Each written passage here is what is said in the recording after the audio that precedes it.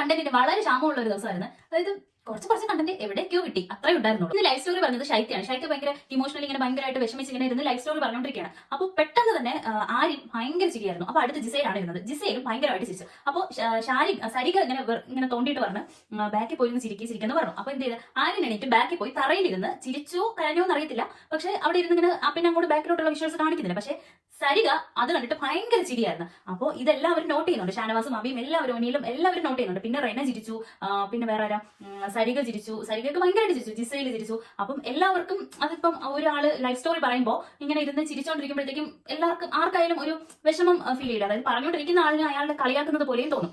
അപ്പോൾ അതിന് ഈ ലൈഫ് സ്റ്റോറി പറഞ്ഞു തീർന്നത് അബി ചാടി എണീറ്റ് ആര്യന്റെ നേർക്ക് തിരിഞ്ഞ് എന്നിട്ട് പറഞ്ഞു, ആര്യന്റെ അല്ല ജിസയിലിനോട് പറഞ്ഞു ഇവിടെ ലൈഫ് സ്റ്റോറി പറയുമ്പോൾ എന്തിനാണ് ചിരിക്കുന്നതെന്നൊക്കെ പറഞ്ഞിട്ട് ഭയങ്കരമായിട്ട് ബഹളം വെച്ചു. കൂടെ ഷാനവാസ് ഒനിയിലും ബഹളം വെച്ചു. ഇങ്ങനെ അതിനെതിരെ അതായത് ഇങ്ങനെ ചിരിച്ചതിനെതിരെ ഷാനവാസ് ഒനിയിലും ബഹളം വെച്ചു. അപ്പൊ ആര്യൻ എന്ത് ചെയ്ത് ചാടി എണീറ്റ് കാലിൽ കിടന്ന് ചെരുപ്പൂരി അബി എറിഞ്ഞ് ഇതേ ഇൻസിഡന്റ് എനിക്ക് തോന്നുന്നത് സീസൺ 3-ലാണെന്ന് തോന്നുന്നു. ഒരു കണ്ടസ്റ്റന്റ് പേരൊന്നും ഞാൻ പറയുന്നില്ല, പക്ഷെ ഒരു കണ്ടസ്റ്റന്റ് ചെയ്തതിന് നന്നായിട്ട് ലാലേട്ടൻ കൊടുത്തിട്ടുണ്ട്. അപ്പോൾ ഈ വീക്കെൻഡിൽ എപ്പിസോഡിൽ എനിക്ക് തോന്നുന്നത് ആര്യന് നല്ലത് കിട്ടും. അതായത് ആര്യൻ വിചാരിക്കുന്നത് ആര്യന് ഭയങ്കര സപ്പോർട്ടാണ് പുറത്ത്. അപ്പം അത് കാരണം അതായത് ആര്യൻ എന്തോ രൺബീർ കപൂറോ അങ്ങനെ ആണെന്നല്ലേ പറയുന്നത്. അപ്പം ആര്യന് ഭയങ്കര സപ്പോർട്ടാണ്, പെൺപിള്ളേർക്ക് ആര്യന്റെ പുറകെയാണ് എന്നൊക്കെയാണ് വിചാരിച്ച് വെച്ചേക്കുന്ന പുള്ളിക്കാരൻ. എന്തോ അതിനെപ്പറ്റിയൊന്നും എനിക്കറിയില്ല. പക്ഷെ എനിക്ക് സത്യം പറഞ്ഞാൽ വലിയ താല്പര്യമില്ല. അതായത് ഇത്തിരി അഹങ്കാരമൊക്കെ ഉള്ള കൂട്ടത്തിലാണെന്ന് എനിക്ക് തോന്നി. അപ്പോൾ ജിസേലിന്റെ കൂടെ അതായത് ജിസേലിന് അത്രത്തോളം ഒന്നുമില്ല, പക്ഷെ ആര്യന് ഭയങ്കരമായിട്ട് അഹങ്കാരം ഉള്ളതുപോലെ തോന്നി. അപ്പോൾ പെട്ടെന്ന് അബിയുടെ പുറത്ത് എറിഞ്ഞു. എന്നിട്ട് അപ്പോൾ എറിഞ്ഞ ശേഷമാണ് പുള്ളിക്കാരൻ വിചാരിച്ചത് അയ്യോ പണി പാളിയോ എന്ന് വിചാരിച്ച് ചെന്നിട്ട് അബിയുടെ അടുത്ത് ചെന്നിട്ട് സോറി ഒക്കെ പറയുന്നുണ്ട്, എനിക്ക് എപ്പോഴും പറ്റിപ്പോയി അങ്ങനെയൊക്കെ. അത് പണി പാളി എന്ന് മനസ്സിലായപ്പോൾ എന്തായാലും അങ്ങനെ ചെയ്തിട്ടുണ്ട്. പിന്നെ അതിന്റെ പേരിൽ ഭയങ്കര വഴക്കായിരുന്നു. അതായത് ഇത് എറിഞ്ഞതിന്റെ പേരിലും ഈ ചിരിച്ചതിന്റെ പേരിലും ഭയങ്കര വഴക്കായിരുന്നു. അവിടെ ഭയങ്കര ബഹളമായിരുന്നു.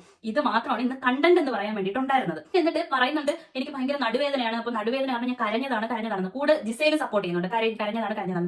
പക്ഷേ അപ്പാനിയുടെ അടുത്ത് ആര്യൻ സമ്മതിച്ചു ഞാൻ ചിരിച്ചതാണെന്ന്. അപ്പൊ അപ്പാനി പറയുന്നുണ്ട് എനിക്ക് ചിരി വന്നിട്ട് വയ്യായിരുന്നു, ഞാൻ ചിരി കൺട്രോൾ ചെയ്ത് നിന്നതാണ് എന്ന് പറയുന്നുണ്ട്. അപ്പം അപ്പാനി ഇത് സമ്മതിച്ചിട്ടുണ്ട്. അപ്പൊ ചിരിച്ചത് തന്നെയാണ്. ഡിബേറ്റ് ടാസ്ക് ഉണ്ടായിരുന്നു. പഠിപ്പിച്ച ടാസ്കിൽ ഒരാൾ പോകാൻ വേണ്ടിയിട്ടുള്ള ടാസ്ക് ആയിരുന്നു. അതിൽ നെവിൻ നന്നായിട്ട് സംസാരിച്ചു.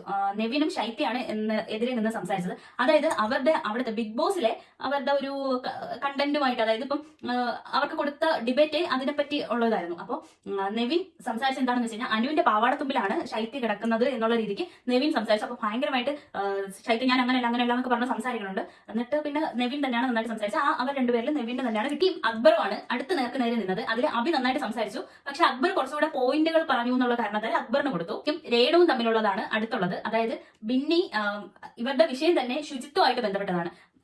അതായത് അറിയാലോ ബിന്നി ഭയങ്കര വൃത്തിയുള്ള ഒരു കൂട്ടത്തിലും രേണു നേരെ തിരിച്ചും എന്നാണ് അവിടുത്തെ കണ്ടസ്റ്റൻസ് പറയുന്നത്, ഞാൻ പറഞ്ഞതല്ല, അവിടുത്തെ കണ്ടസ്റ്റൻസ് പറയുന്നത്. അപ്പോൾ ആ ശുചിത്വമായിട്ട് ബന്ധപ്പെട്ടതാണ്. അതിൽ ബിന്നിയെ തോപ്പിച്ചുകൊണ്ട് രേണു ജയിച്ചു. രേണു നന്നായിട്ട് സംസാരിച്ചു, രേണു ജയിച്ചു. ജയിച്ച ഒരാൾക്ക് പണിപ്പുര ടാസ്കിൽ പങ്കെടുക്കാൻ പറ്റും, ഒരാൾക്ക് പങ്കെടുക്കാൻ പറ്റുള്ളൂ.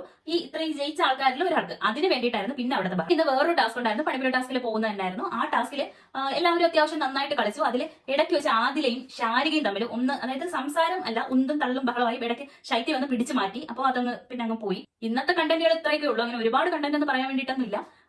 കുറച്ച് എന്തൊക്കെയോ, അതായത് ആര്യൻ ഭയങ്കര ചീപ്പ് ഗെയിം കളിക്കുന്ന പോലെ എനിക്ക് തോന്നി. ഭയങ്കരമായിട്ട് ചീപ്പാവുന്ന പോലെ. ആര്യന്റെ വിചാരം ആര്യന്റെ പുറത്ത് ഭയങ്കര സപ്പോർട്ടാണ് എന്നുള്ളതാണോ എന്ന് എനിക്ക് അറിയത്തില്ല. പക്ഷെ ഭയങ്കര ചീപ്പായിട്ട് കളിക്കുന്ന പോലെ തോന്നുന്നുണ്ട്.